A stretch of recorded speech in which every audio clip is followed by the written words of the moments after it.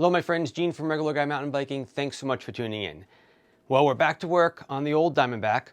Remember, this video series is all about me taking an entry-level mountain bike, going for a ride on it, commenting on how the bike felt and coming up with all the kind of upgrades I'd like to do to the bike, do way too many upgrades to the bike, show you how it goes, and then take the bike for another ride and let you know how the upgrades affected the bike. The whole idea of doing this video series is so that if you have a bike like this, you can make a decision on whether or not you want to actually go and do the upgrades that I'm doing. I'm not really recommending you do everything unless you really love the bike and you want to over time. That's completely up to you. I just want to help you make a logical and educational decision on whether or not an upgrade is really required for you. So I'm going to do them all, and then we'll go for another ride. I'll tell you how the bike feels, and then you can say, you know what, yeah, maybe I want to do that, or maybe I want to do this, and you don't have to do everything, and maybe spend a bunch of money that you really didn't need to spend. If you're interested in checking out or maybe even purchasing some of the parts that I used in this bike upgrade, take a look at the kit that I put together just for this video series. You'll find a link in the description of this video. Thanks so much.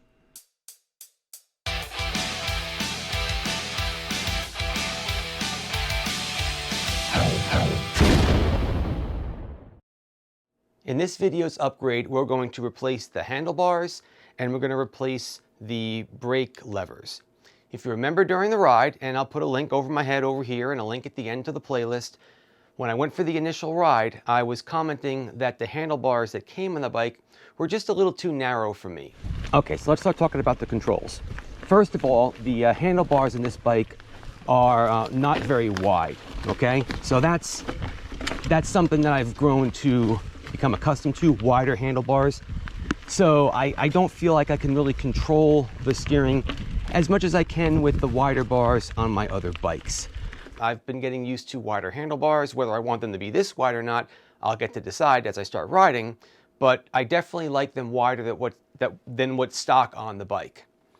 We're also going to be taking off those just wretched all-in-one levers where the brake and the shifter is all in one lever. We're just getting rid of that. I hate that design, and we're going to separate them. In this video, we'll replace the brakes, right? We'll take the brakes and put these levers on, and then we'll follow this up with another video on replacing the whole drivetrain, okay? And then we'll do the shifter lever in that video. So now that you know the plan, let's get over to the bike and get to work. First thing we'll do is we'll rip down the handlebars, take everything off, the grips, the controls and everything.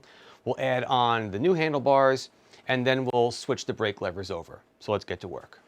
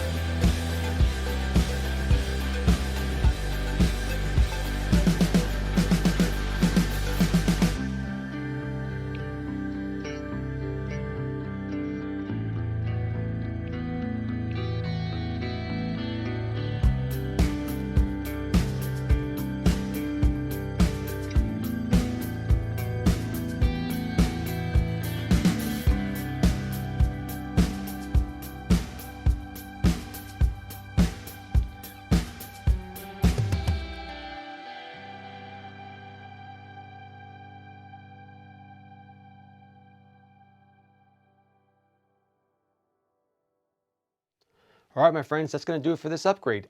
I mean, that was about as easy as you're going to get. I didn't have to cut the cables.